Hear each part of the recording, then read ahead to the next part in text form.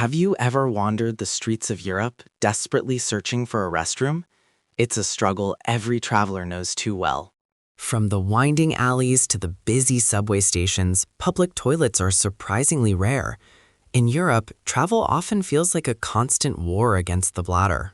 And when you finally find one, it's almost always a pay-to-use system, even at the cafe where you just bought coffee. Or the department store where you're shopping, more and more places are demanding a fee. It's enough to make anyone feel frustrated. This isn't just a headache for tourists. Locals are fed up too. Since the pandemic, many public restrooms that closed down never reopened. According to a survey by the German broadcaster MDR, a staggering 80% of people believe the lack of toilets in city centers is a serious problem. The burden falls hardest on the elderly, women, and children. And with prices often reaching €1, about 1,400 Korean won, for a single visit, the economic cost adds up. Why is Europe, home to some of the world's wealthiest nations, so stingy when it comes to basic human needs? Why is Europe, home to some of the world's wealthiest nations, so stingy when it comes to basic human needs? To understand this, we have to look at history. Until the mid-19th century, European cities were essentially giant open-air toilets. Most homes didn't have bathrooms. So people, regardless of gender, relieved themselves right in the streets. It was so bad that when it rained, the streets turned into rivers of filth.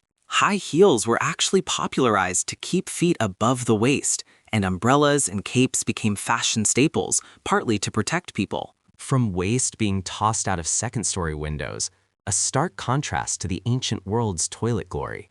High heels were popularized to keep feet above the waist. Umbrellas and capes became fashion staples, protecting people from tossed waste. From second-story windows. Ironically, Europe once led the world in toilet technology. Ancient Crete, 2000 BC, had flush toilets. The Roman Empire took this further, building incredible sewer systems and over 400 public toilets in Rome alone. But Rome fell. With Rome's collapse, so did toilet civilization. Christianity became the dominant ideology. A period of asceticism began. The body's desires were suppressed, and Roman bathing culture was demonized as sinful. Cleanliness took a back seat to spiritual purity. This led to a rapid decline in hygiene. Medieval doctors even claimed that bathing was bad for your health. Europeans began using heavy perfumes.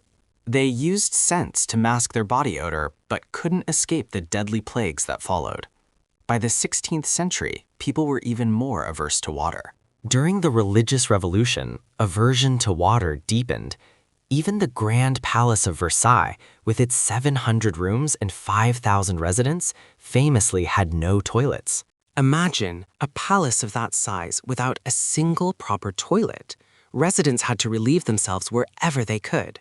The result, European cities became overwhelmed with filth. The stench was unbearable, a true testament to the hygiene crisis.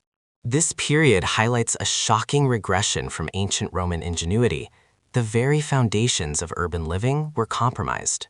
It wasn't just an inconvenience, it was a constant health threat, contributing to the cycles of disease and discomfort that plagued populations. By the 16th century, the religious revolution brought even greater aversion to water. This spiritual purity over bodily cleanliness had devastating effects.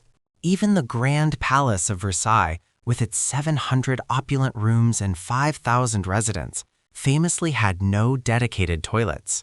Imagine living in such splendor, yet having to relieve yourself in hallways, gardens, or communal pots.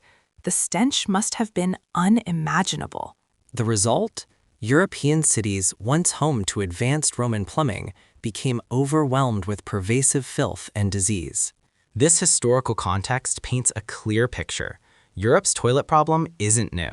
It's deeply rooted in centuries of neglect and changing ideologies. But where did this idea of a pay-to-use toilet truly come from? Its origin story takes us all the way back to ancient Rome. In 74 AD, Emperor Vespasian found Rome's treasury empty after wars and grand constructions like the Colosseum. His unconventional solution? A tax on public urinals. A bold move, especially given societal norms of the time. When his son, Titus, criticized this as undignified, Vespasian famously retorted, Pecunia non olet, money does not smell. This historic exchange solidified a controversial idea that basic human needs, like using a toilet, could and should generate revenue. Surprisingly, even the word toilet itself has a peculiar origin, stemming from an old Parisian service. If you were in a hurry, you'd call for an abbat. A person would appear with a large cape and a bucket, offering discreet relief for a fee. So where did the paid toilet come from? Its surprising origin dates back to 74 AD. Emperor Vespasian of Rome faced an empire with an empty treasury. After costly wars and building the Colosseum, Vespasian's solution was a bold tax on public urinals. His son found it undignified. But Vespasian famously retorted, Pecunia non olet, money does not smell. This pivotal moment cemented the idea of charging for toilet use. Now for an even stranger twist. The very word toilet has an unexpected origin. Imagine old Paris. In a hurry, you'd shout for an abbat. Suddenly, a figure would appear, armed with a large cape and a discreet bucket. For a fee, they'd hide you under their cloak as you did your business. This ingenious mobile paid toilet service, a private moment in public, eventually journeyed to England. There, it evolved into the word we use today, toilet. But beyond history, practical realities also contribute to Europe's toilet scarcity today. Many iconic European cities are centuries old. These historic buildings, made of solid stone, are often protected by strict architectural laws. Installing new plumbing is either legally impossible or incredibly expensive. Compounding the issue, Europe's hard water has a high mineral content. This causes limescale to relentlessly clog pipes, demanding frequent and costly maintenance. This relentless high upkeep explains why many facilities remain paid. The fees barely cover the operational costs of simply keeping them running and clean. There's also a significant cultural difference. In many parts of the world, public toilets are considered a fundamental service, funded by taxes. But in Europe, the user pays principle largely dominates. The cultural belief is, if you use it, you should contribute to its maintenance and cleanliness. In France, you might meet Madame Pipi, a woman who manages and cleans the restroom for a fee. Many locals actually feel more comfortable seeing her, as it guarantees the facility is clean. In Spain and other countries, private companies run toilets as a business, which means they are spotless, but pricey. These facilities are often impeccably maintained, showcasing the user pays model in action, ensuring hygiene at a cost. Recently, concerns about safety and homelessness have also hindered the expansion of public toilets. Some fear that free restrooms could become hubs for drug use or crime.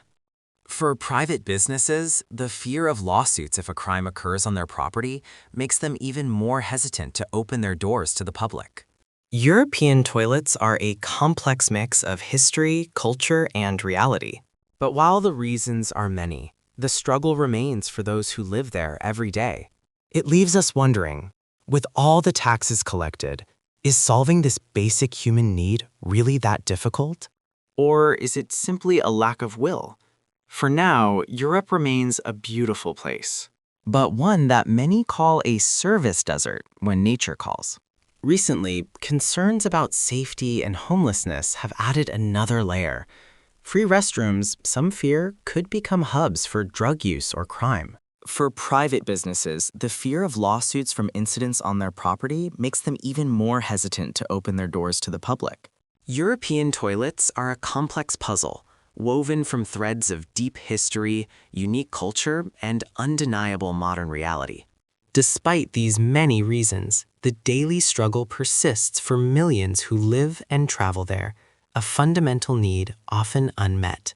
It leaves us wondering, with all the taxes collected, is solving this basic human right truly that difficult in such wealthy nations? Or is it perhaps simply a stubborn lack of political will, overshadowed by a perceived historical or cultural burden?